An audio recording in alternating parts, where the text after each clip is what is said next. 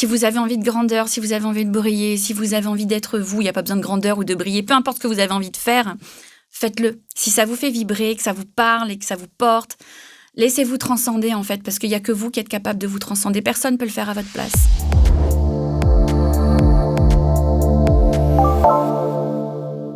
Bonjour à toutes et à tous, soyez les bienvenus dans Chronique d'experts, une émission produite par Open Media pour Forbes.fr. Aujourd'hui, j'ai la chance de recevoir Joanne Caroline, fondatrice de Lioness Clothing.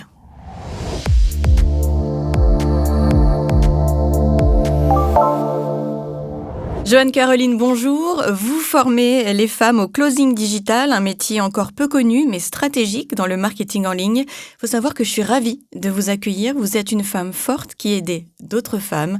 Chapeau. Merci, bonjour Karine, merci de m'accueillir en tout cas. Vous allez bien ? Très très bien, ravie d'être là avec vous. Mais moi je suis ravie. En plus, vous êtes vraiment habillée aux couleurs de l'émission. Complètement raccord et sans faire exprès. On aurait voulu faire comme ça, on n'aurait pas réussi. Ben non. Est-ce que vous pouvez un petit peu nous expliquer ce qu'est Lioness Clothing et le closing digital ? Bien sûr. Alors, Lioness Clothing, c'est une académie que j'ai fondée en juin 2020. Et le closing, qu'est-ce que c'est et comment j'en suis arrivée à fonder cette académie ? Le closing, c'est une compétence qui permet aujourd'hui aux entrepreneurs, en fait, je dirais, d'améliorer leur réputation et ainsi d'augmenter leur chiffre d'affaires. Alors, particulièrement le closing digital, bien que le closing, c'est une compétence qu'on peut exercer dans le marketing et le commerce traditionnel. D'ordinaire, c'est assimilé à de la vente, mais les gens n'aiment pas la vente. Moi, je n'aime pas spécifiquement la vente non plus. Je n'aime pas vendre, je n'aime pas supplier les gens, je n'aime pas faire du forcing. Par contre, ce que j'aime, c'est permettre aux gens de se sentir alignés, sécurisés, satisfaits, rassurés, accompagnés et guidés. Éclairé, voilà, c'est ça, avant d'investir. Et donc, quand moi, je me suis formée au closing, je me suis formée à des techniques qui étaient très pushy, très business, très forcing, très américaines, parce que je me suis formée aux États-Unis. Et ce qui ne me convenait pas du tout, en fait, quand j'ai démarré l'activité, et j'ai réalisé qu'en fait, il y avait des façons de le faire de manière beaucoup plus humaine, bienveillante, éthique, et que ça n'empêchait absolument pas d'avoir des résultats. Donc, je l'ai exercé moi-même comme ça pendant presque 18 mois en tant que freelance. J'avais d'excellents résultats. Mes clients me demandaient d'accompagner leurs équipes. Et un jour, je me suis dit, je vais faire comme moi j'ai fait. En fait, je vais former d'autres femmes, je vais accompagner d'autres femmes pour qu'elles aussi puissent vivre ce que je vis, en fait, cette transformation autant personnelle que professionnelle. Et qui, en prime, excusez-moi, ah non, je vous en prie. Et qui, en prime, m'avait apporté l'indépendance financière. Donc, j'avais tout réuni. Vous avez vraiment changé de vie à un moment donné. Comment vous avez sauté le pas ? Parce qu'on a tous envie, quelque part, de le faire, mais vous l'avez fait réellement. À quel moment il y a eu ce déclic ? Alors, le déclic, en fait, en 2016, il y a eu plein de successions d'événements. L'univers s'est mis à m'envoyer des messages, mais des warnings de fou. Ma fille m'annonce qu'elle part faire ses études. Et là, je me dis, ça va être compliqué si les deux partent. Je vais péter un plomb. Ma vie n'a toujours tourné qu'autour de mes enfants, en fait, en tant que maman au foyer. J'adorais ça, j'étais très heureuse, très épanouie. Mon mari, il était chef d'entreprise, donc au niveau des besoins de la famille, j'avais vraiment à me soucier de rien. J'avais une très belle vie. Donc, tout allait bien à ce niveau-là. Mais quand les enfants vous annoncent qu'ils partent, le petit dernier, en plus, dit « Ah oui, si Cassandre s'en va, oui, moi aussi, je pars. » Eux, c'était Paris et tout. On était à l'île de la Réunion à l'époque. Donc, j'ai un peu flippé. En parallèle, j'ai une amie qui avait le même style de vie que moi, femme de chef d'entreprise, etc. Son chéri est parti avec une beaucoup plus jeune. Ah là là. Les choses qui arrivent. Sauf que, elle avait rien. Elle avait rien et elle s'est retrouvée du jour au lendemain à prendre un métier qui était qu'elle ne maîtrisait pas du tout. Elle a galéré, c'était très très dur, elle était sous-payée. C'est une femme qui était habituée à une vie très confortable, limite presque du luxe, et qui du jour au lendemain faisait des rayonnages, pour ne rien vous cacher. Alors, il n'y a pas de honte, comme elle le dit. Bien sûr. Il n'y a aucune honte, il n'y a pas de sous-métier, il n'y a pas de faux métier. Mais pour elle, en fait, ça a été une vraie descente, en fait, au niveau de l'échelle sociale. Elle l'a très très mal vécu. Et j'ai une autre amie, elle, ça a été plus dramatique puisqu'elle a carrément perdu son mari. Et elle a dû retourner vivre chez ses parents à l'aube de ses 40 ans. Parents qui eux-mêmes étaient dans une situation assez précaire. Donc voilà. Et en fait, j'ai réalisé que c'est bien beau tout ça. On en profite, mais on ne sait pas de quoi demain est fait. Et ça vous fait perdre énormément confiance en vous. C'est vrai qu'à ce moment-là, j'ai une espèce de C'est comme un instinct de survie, j'ai envie de dire. Il faut que je m'en sorte par moi-même au cas où.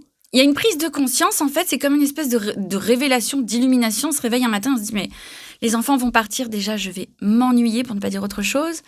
Moi, franchement, j'avais vraiment peur de perdre pied. Il y a une perte de confiance en soi. Qu'est-ce que je vais faire ? J'ai jamais rien fait d'autre de ma vie. Et s'il se passe quelque chose, les enfants, ils seront partis. Ils auront besoin qu'on puisse subvenir à leurs besoins, payer les études et tout. Si mon mari il meurt, moi, j'ai rien pour assurer pour eux derrière. Ça m'a fait très, très peur, en fait. Voilà. Par rapport à ce que vous me racontez, j'ai l'impression de comprendre d'où vient le fait que vous aidiez simplement des femmes, en fait, et pas des hommes. C'est ça, c'est exactement ça. Il y a plein de gens qui m'ont posé la question, mais pourquoi tu aides pas des hommes ? C'est hyper féministe comme attitude. Si des mecs faisaient ça, bon, déjà, des mecs font ça et ça ne dérange personne, faut se le dire. Mais là, on comprend. Mais moi, c'est parce qu'il y avait une mission derrière, en fait. Je l'ai vécu comme ça, cet appel, cette transformation, cette révélation, cette prise de conscience. Je l'ai vécu comme ça. Et je sais, ensuite, en parlant autour de moi, en voyant ce qui se passait autour de moi, même dans l'exercice de mon activité en tant que closeuse, je voyais des femmes vivre ça, dépendre des maris, ne pas pouvoir prendre une décision ou investir en elles quand elles le souhaitaient avec leurs propres moyens, parce qu'elles dépendent, etc. Et ça, j'avoue que ça m'a bouleversée et je ne vais pas vous mentir, ça m'a aussi un petit peu mis en colère, en fait. Voilà. Je comprends totalement. Est-ce que vous pouvez nous expliquer en quoi apprendre le closing peut être synonyme d'émancipation pour les femmes ?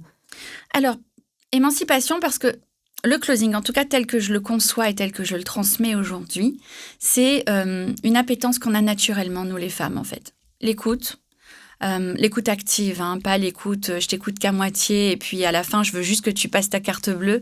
Non, c'est vraiment l'écoute, c'est la compréhension.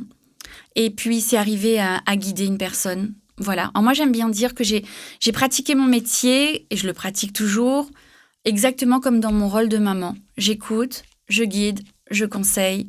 Je ne fais pas à la place d'eux, mais je fais en sorte que la personne se sente alignée, encouragée pour pouvoir passer à l'action. Et c'est ce qui, je pense, a fait ma réussite en closing et fait la réussite des femmes que j'accompagne. Alors, vous avez déjà formé plus de 6500 femmes. Vous avez désormais souhaité élargir votre approche et créer la Joanne Caroline Academy. Est-ce que vous pouvez nous en dire un mot ? Oui, bien sûr. Alors, effectivement, ça fait donc 5 ans que j'ai créé Lyonnaise Closing, juin 2025, 5 ans. Et mon objectif, au bout de 5 ans, j'ai vu cette compétence apporter énormément. Mais pendant ces 5 ans, je n'ai plus été que closeuse. Je suis devenue aussi infopreneuse, coach, mentor, conférencière. J'ai écrit un livre. J'ai fait plein de choses, en fait. Moi qui étais nulle en technique, aujourd'hui, je ne suis pas une as de la technique, mais quand il y a quelque chose, je ne me laisse plus démonter et je vais chercher des solutions. Je fais du copywriting, je m'occupe de mes réseaux sociaux, j'ai formé mes propres équipes aux médias sociaux, etc. Parce que c'est pareil, les réseaux sociaux, c'est tellement tout identique, tout doit se ressembler. Moi, j'aime pas ça. Non, mais multitâche. En tant que maman, vous avez appris, donc forcément, vous répétez. C'est ça. Et je pense que c'est important, en fait, de pouvoir montrer qu'il existe plein de compétences dans cet univers qu'est Internet, le digital, l'économie digitale, etc. Il y a tellement de métiers, de compétences. En fait, c'est vraiment une ouverture du champ des possibles, le closing. On rentre par cette porte, on découvre un univers, on se dit « Waouh, il y a tout ça derrière ». Et voilà. Et aujourd'hui, moi et mes équipes, parce que pas moi toute seule, mais il y a plein de gens derrière et une équipe humaine qui est juste formidable. On a envie, en fait, de transmettre ça, que ce soit les médias sociaux, le copywriting, l'infoprenariat. Donc voilà, Joanne Caroline Academy, c'est sous moi. Et après, il y a plein de gens qui vont guider et aider ces femmes à se professionnaliser dans ces domaines. Justement, comment ça se passe alors, cette académie ? Si je veux en faire partie, parce que là, vous me donnez envie, forcément. Ben oui. En plus, j'irai au soleil, c'est à l'île Maurice, c'est ça ? Non, nous, on exerce en ligne et dans le monde entier. Maintenant, oui, vous voulez venir me voir à l'île Maurice, vous venez, je vous reçois, mais avec grand plaisir. C'est vrai que vous touchez le monde entier, donc expliquez-nous comment ça fonctionne. Alors, comment est-ce qu'on procède ? Nous, c'est simple, notre terrain de jeu. J'aime bien dire jeu parce que moi, je ne me prends pas au sérieux dans cet univers-là. Je suis très sérieuse et tout ce que je fais avec beaucoup de professionnalisme. Et vous êtes efficace. Apparemment. Mais j'aime le faire avec naturel et authenticité. Et moi, dans mon naturel et mon authenticité, je me prends pas la tête, en fait. Donc, je partage au quotidien du contenu sur les réseaux sociaux, YouTube, mon site internet, blog, podcast, etc. On partage tout ça. On a des conférences en ligne de présentation régulièrement pour lesquelles on fait du contenu organique. Donc, c'est ce que les gens retrouvent sur les réseaux sociaux, notamment, et les différentes plateformes que je viens de citer. Et on a aussi de la publicité, bien évidemment, hein, comme toute bonne entreprise qui se respecte. Voilà. Donc, puis ensuite, les gens qui se reconnaissent dans ce discours. Donc, je ne vais pas démarcher les gens. Ce n'est pas du tout ma politique. Moi, je fais de la présence et du contenu. Et les gens qui se reconnaissent dans tout ça, ils n'ont plus qu'à cliquer sur un petit bouton pour assister à une conférence, écouter un podcast, lire un livre ou écouter un audio. Voilà, on a plein de supports. Et à partir de là, dépendant de ce qui les a fait vibrer, ils pourront choisir la compétence qui leur fait plaisir. Alors, vous dites souvent que vous ne formez pas, c'est-à-dire que vous formez, mais vous transformez aussi les personnes. J'aimerais comprendre en quoi votre académie est différente d'autres sociétés qui proposeraient un petit peu le même genre de système. Ok. Je dis transformer parce que je ne fais pas que former à une compétence. J'estime que quand on pose une telle intention, reprendre le contrôle de sa vie, vouloir changer sa vie, je pense pas que ce soit que pour l'indépendance financière. Bien sûr, on ne vit pas de paillettes et d'arc-en-ciel, d'amour et d'eau fraîche, ce serait trop chouette. Dommage. N'est-ce pas? Mais je pense que derrière, il y a un ras-le-bol de parfois de situations. Ça peut être une situation familiale, personnelle, professionnelle, que sais-je.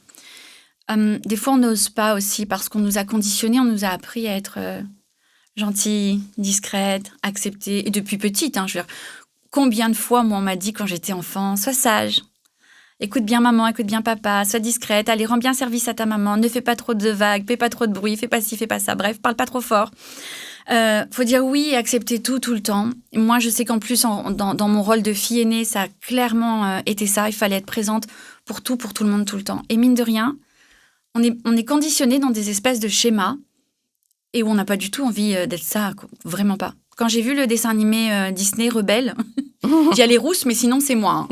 J'en suis sûre. Je me suis dit, waouh, mais c'est exactement ça en fait. Les petites filles, on les encourage pas suffisamment à dire, t'es une petite fille, et alors, c'est formidable, quelle chance. Et tu pourras faire ce que tu veux dans ta vie. D'ailleurs, c'est comme ça que j'ai éduqué ma fille. Moi, je me souviens quand j'ai porté ma fille dans les couloirs de la maternité, le tout premier soir, je me dis, toi, on te dira jamais, t'es une fille et t'as pas le droit. En fait, toi, tu pourras tout faire. Et vous en êtes la preuve. Oui. Et les femmes que vous formez aussi. Oui. Ça a pris du temps. Moi, il a fallu que j'attende l'aube de mes 40 ans pour conscientiser tout ça et me réveiller. Mais c'est pas grave parce que je me dis que je ne serais pas celle que je suis aujourd'hui si j'avais pas vécu tout ça en amont. Parce que j'ai eu une vie très confortable, certes, mais j'ai eu, comme tout le monde, des épreuves et des conditionnements dans la vie qui font qu'à un moment donné, j'ai eu envie de dire, je vais oser le dire, j'ai eu envie de dire merde, quoi. Et aujourd'hui, justement, c'est quoi pour vous un leadership féminin affirmé ? Justement, donc la transformation, c'est ça. Donc dans l'académie, moi, c'est pas que des compétences. Derrière la compétence, en fait, c'est se reconnecter à soi-même, à sa puissance féminine, à s'accepter en tant que femme et tout ce qu'on incarne, en fait, tout ce qu'on est capable de faire. Il n'y a pas on n'est ni plus que les hommes, ils ne sont pas plus que nous non plus. On est des êtres humains, on a tous un potentiel, des défauts, des qualités, des bons atouts, des moins bons.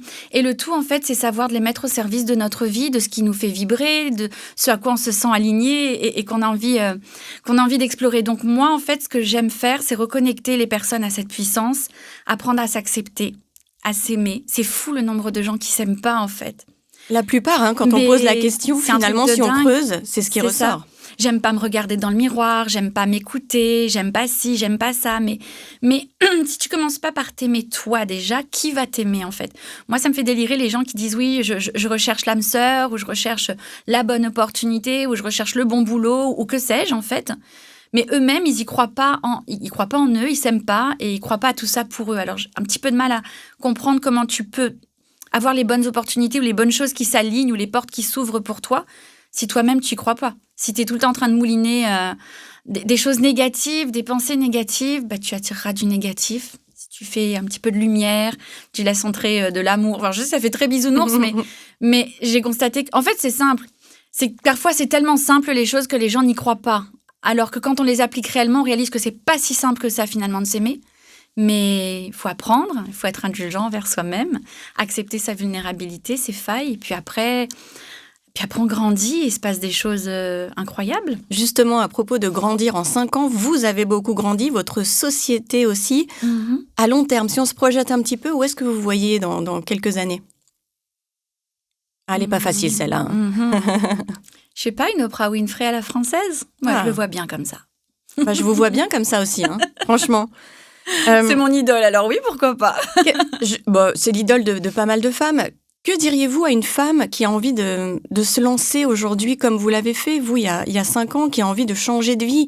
Vous l'avez dit, vous aviez 40 ans. Je veux dire, il n'y a pas d'âge pour changer, il n'y a pas de bon moment, il y a des petits signes de la vie, il y a une envie, surtout, je pense. Tout à fait.